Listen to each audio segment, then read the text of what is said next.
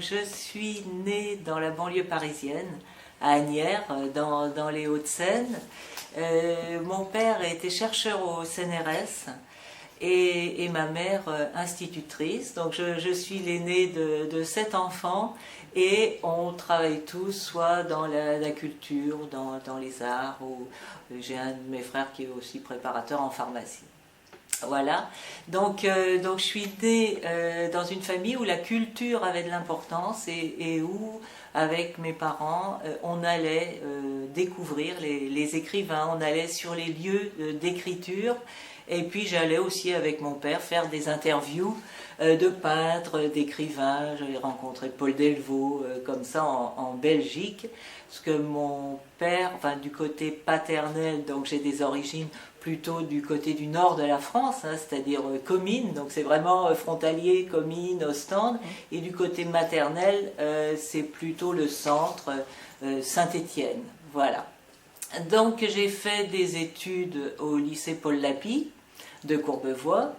Ensuite, et là j'ai eu une enseignante qui a vraiment marqué mon parcours. Je crois qu'on est marqué aussi par des individus, hein, par des rencontres, c'est vraiment important.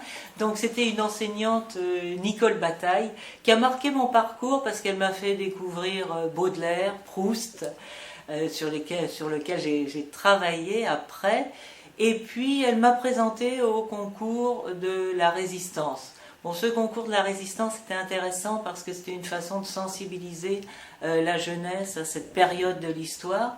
Et cette année-là, c'était sur le général de Gaulle. Voilà. Et on est en quelle année là 1971, je crois.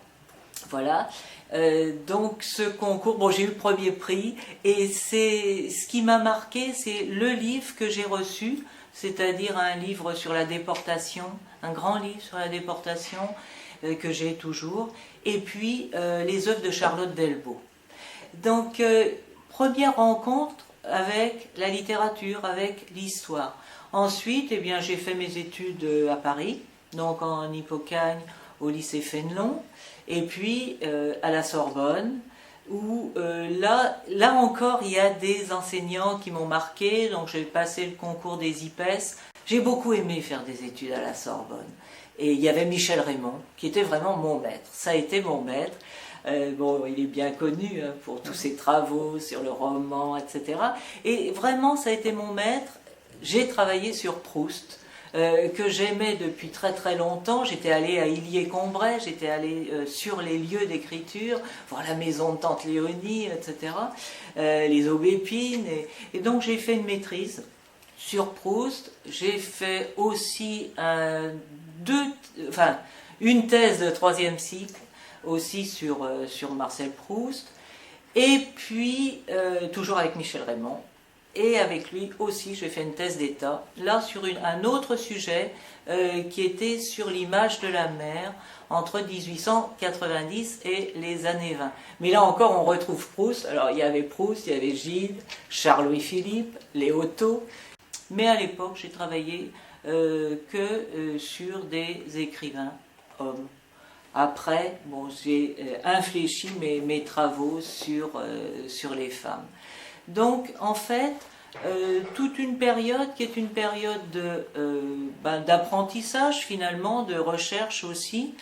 Et j'ai eu envie très tôt à la fois de faire de l'enseignement et de faire de la recherche. Et c'est ce que j'ai pu faire. Donc j'ai fait de l'enseignement, je l'ai fait à tous les niveaux. C'est-à-dire j'ai commencé en 6e, donc j'ai travaillé une quinzaine d'années, 13 ans, je ne sais plus, en collège, en lycée. J'ai travaillé dans le Nord, dans le Pas-de-Calais, à Marseille, vraiment de la 6e au BTS. Et ça m'a beaucoup intéressée parce que ça m'a donné une visibilité de l'enseignement, des publics divers. Ensuite, j'ai été maître de conférence à Sophia Antipolis. J'enseignais la littérature française toujours, mais en IUT. Et dans un département qui est un département communication, et même plutôt spécialisé en presse d'entreprise. Ça n'empêche qu'avec un public comme cela, on a travaillé sur des écrivains qui m'importaient. Christiane Rochefort, bon, sur laquelle ensuite j'ai beaucoup travaillé, puisque j'ai fait l'introduction des œuvres de Christiane Rochefort chez Grasset.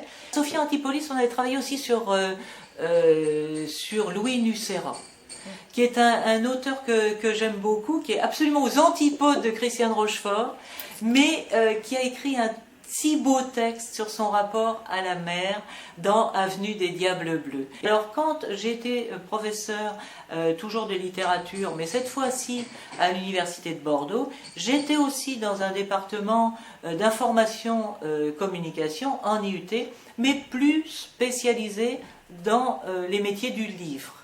Alors là aussi c'était extrêmement intéressant, on a énormément travaillé avec les étudiants.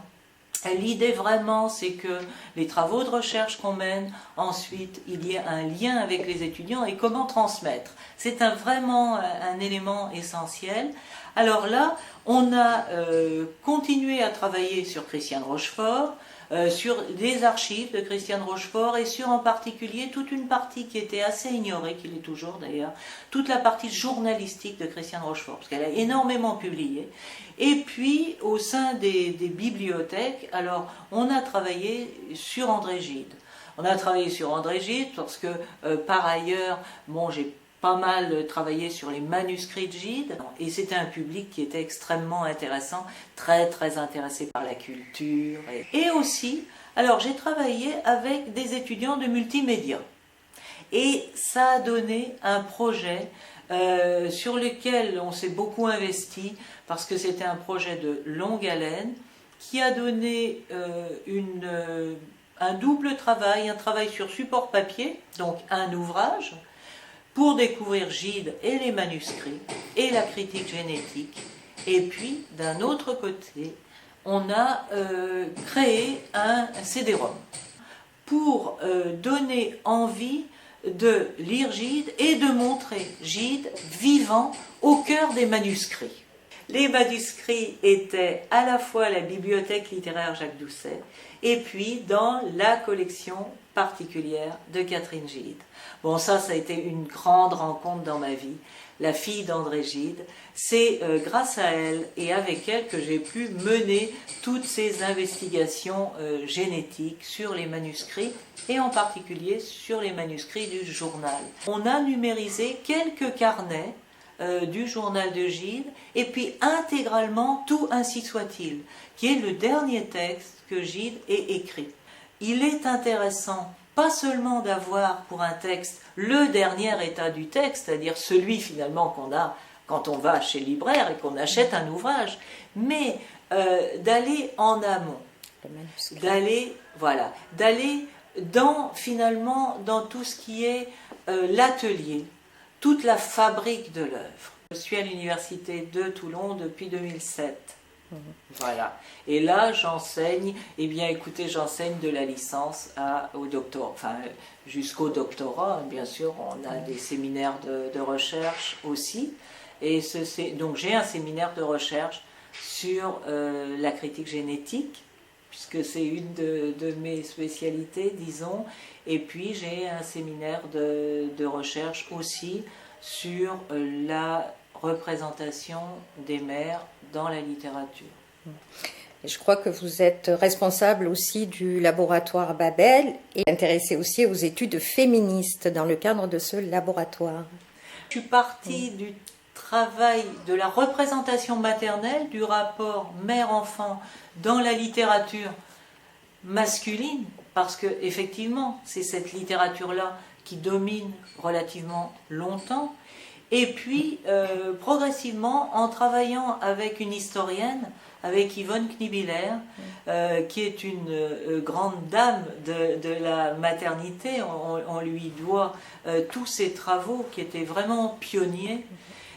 Et grâce à elle et avec elle, eh bien, j'ai travaillé sur cette représentation des mères.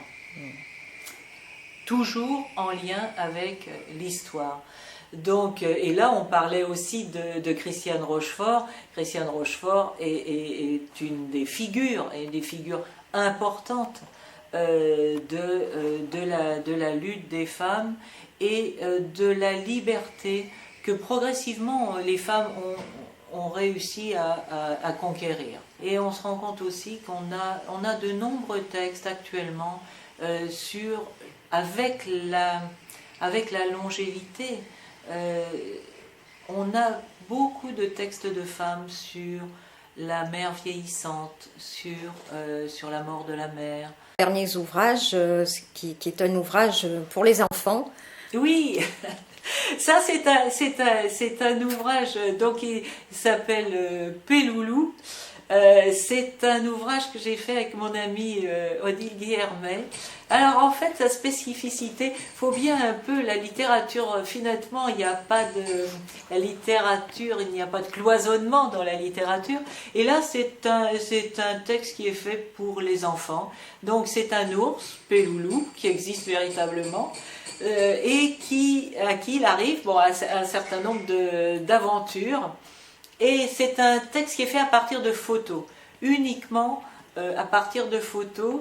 Et c'est un texte qui, quelque part, c'est aussi un texte, je vais dire, à caractère autobiographique, dans la mesure où ce Péloulou, finalement, il suit certains lieux que j'ai pu fréquenter, donc à la montagne, à la mer aussi, dans ce coin de France où je réside quand même depuis 35 ans, où je suis venue par amour, comme ça arrive souvent. Donc voilà, donc je vis ici. On a travaillé aussi sur ce livre Balade dans le Var, qui est un livre dans ce coin. Pour le Péloulou, eh bien, on va avoir Péloulou, cet ours, qui au début est tout seul et qui va apprendre, comme souvent, c'est une quête initiatique, et qui va rencontrer des amis. Et en fait, c'est un livre qui montre que l'amitié est un élément tout à fait important. C'est un livre aussi sur la mort, c'est-à-dire que Péloulou, il va aussi aller dans un cimetière, mais c'est un ours plein de vie et il voit toutes ces tombes. Et que fait-il? Il s'enfuit en courant. Donc il s'enfuit à toutes pattes et voilà. Et il va découvrir la vie. C'est un livre sur la vie. Et je crois que c'est ça que la culture, la littérature, tout écrit, c'est véritablement un rempart contre tout ce qui peut être, et les événements des derniers jours nous invitent aussi à penser cela. C'est un rempart contre la barbarie. Le livre est un rempart. Le livre permet l'échange, permet l'analyse, permet le droit à la différence.